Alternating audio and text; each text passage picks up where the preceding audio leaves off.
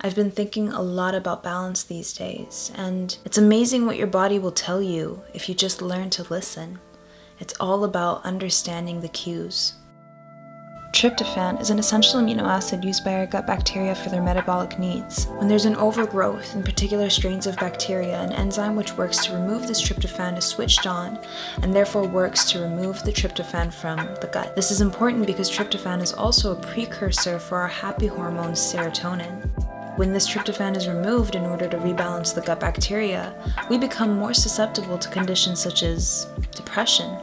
You always hear about how your gut health is related to so much of the body, and when you get hard facts like that, it really sparked the idea to make this video and really talk about parasites and cleansing, detoxing. Most oftentimes you need it without realizing, especially as we get older. Symptoms of IBS in general is more common than people think. That's basically just a whole spectrum of irregularities when it comes to bowel movements. I too find it very strange how comfortable I am talking about these things on the internet. But here I am, talking about regular bowel movements on the internet. You should be somewhat supporting the liver, because the liver, as we'll talk about, is a very important detoxification organ. And so a detox can last anywhere from a day to 2 weeks, depending on an individual's needs. You really just have to assess your lifestyle habits and routines, and also just take into consideration, have you done a cleanse before? How often do you do one? I want to quickly dive into what not to do. I remember a particular individual who came in, and he was fasting, but he felt dizzy, weak, and it's just all the things you don't want to be feeling. I mean, if you think about it, we are wanting to do a cleanse in order to feel good. And so when we're feeling weak and tired, dizzy, nauseous, these are all signs that you are not doing what's best for your body at the moment. Finding little ways to incorporate it into your routine and then working your way up to a stronger and more thorough detox is definitely going to be a good approach when it comes to just making it more of a lifestyle habit and just general well-being, instead of just trying to do the most and trying to be extreme with it and then not feeling good while doing a detox. Furthermore, restricting or cutting out calories is gonna decrease your blood sugar levels, and sugar equals fuel for the body. When I say sugar, I don't mean sugars that you get from like snack bars or anything that's been processed. What I mean is complex sugars that we get from fruits and vegetables and the whole foods that we eat. And of course, glycogen is the storage form of sugar in our bodies. Normally this is depleted within 24 hours, so this is why sugar is really important, because it's used as glucose is basically used in the energy production of cells. So yeah, I just want to clarify, but I'm just trying to make it really simple when it comes to the video. So some ways that you can incorporate cleansing and detoxes into your routine, in little ways at least, is start off your mornings with hot water or warm water and lime or lemon, whichever you prefer, with a little bit of Himalayan pink salt. And what the salt will do is it'll alkalize.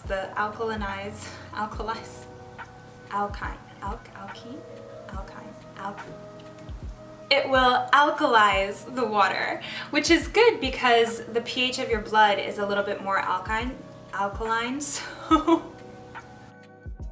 where was I going with this?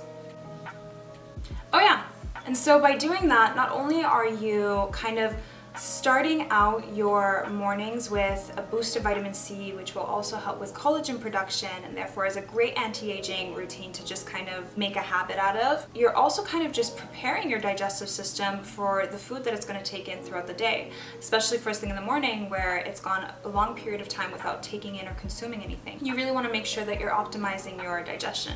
And I actually think I'm going to do a separate video on optimizing your digestive health, and so if you want to see that, maybe just let me know in the comments or give this video a big thumbs up.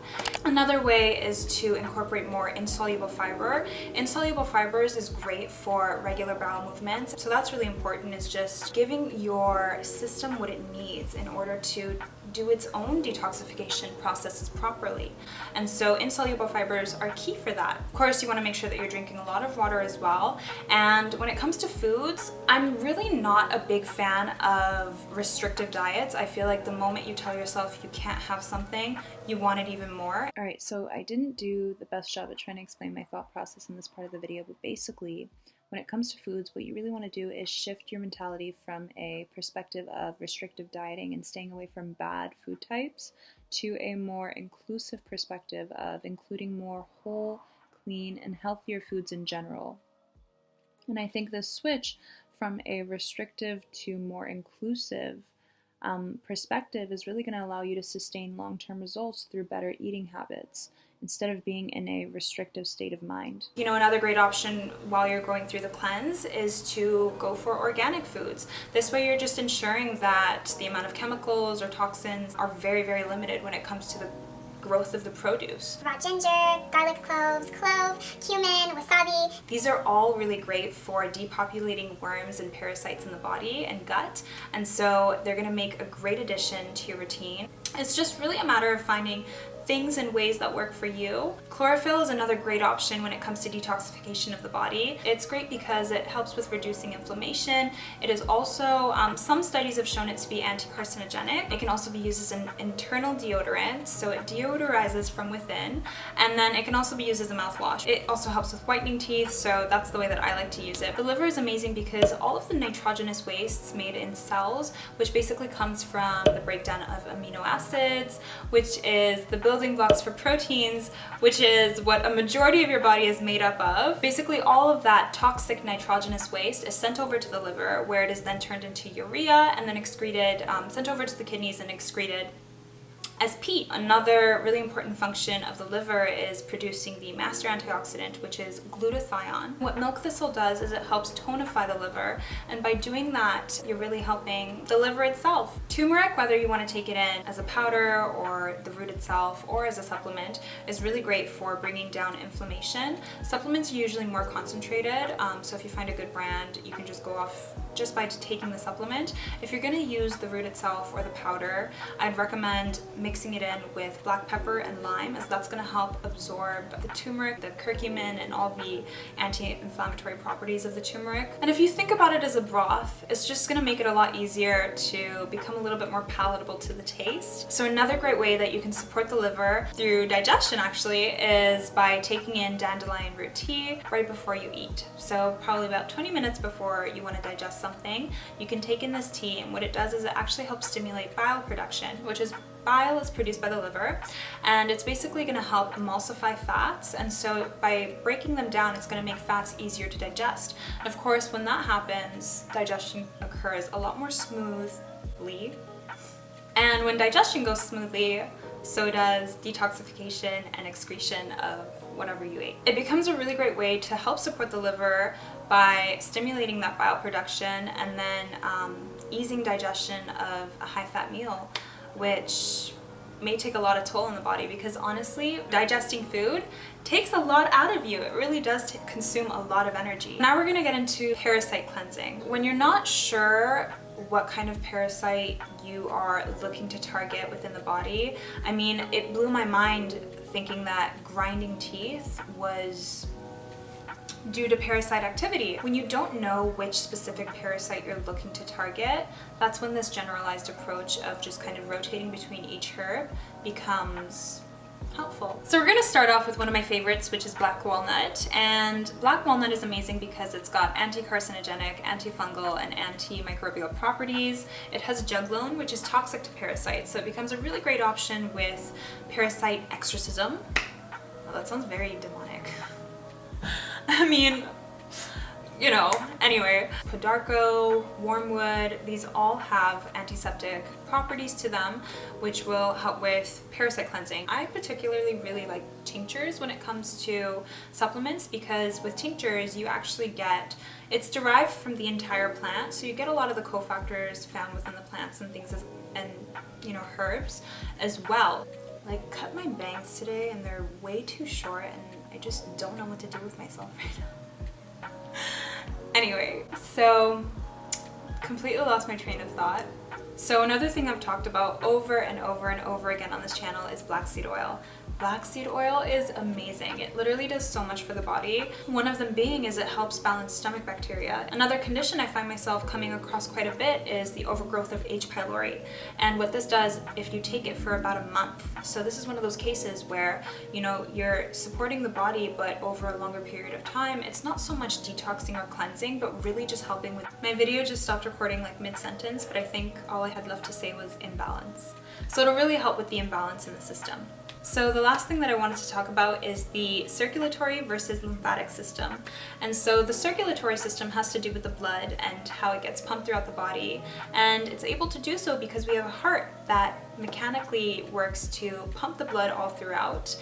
And unlike the circulatory system, the lymphatic system doesn't have a particular organ that you know, helps it circulate throughout the body. And so we need to be in charge of that. And ways that we can help with this system circulating is through exercise. So anytime you kind of put some healthy amounts of physical stress onto your body and get it moving and sweating, this is how you're able to really get the lymphatic drainage system kind of flowing through the body, picking up the toxic waste from all the cells and taking it to where it needs to be. Another method is by dry brushing, and that's why dry brushing is or has become very popular when it comes to detoxifying, just because it's another great way to just kind of mechanically get that lymphatic drainage going. So all in all, as you can see, there are a lot of different ways that you can incorporate cleansing, detoxifying habits into your routine that are not only healthy, but can sustain you long term as well. Remember that you never want to feel weak or tired or dizzy or any of the negative feelings associated with detox or cleanse. I think that that's the wrong way of going about it, because we're doing this to optimize our health. We're doing this to feel great and to really just clear out all the things that don't need to be in the body. And you don't necessarily always have to go to the extreme in order to do that. Whether it's incorporating more workouts within your week or adding more garlic and ginger and turmeric, however way works for you, whatever method you pick up on and apply, I think is a great step towards optimizing your health. And so I really hope that you guys were able to have some takeaway from this video. I'm just gonna end the video with that. Thank you so much for watching, guys. And please be sure to give this video a big thumbs up and be subscribed if you're not already. Bye.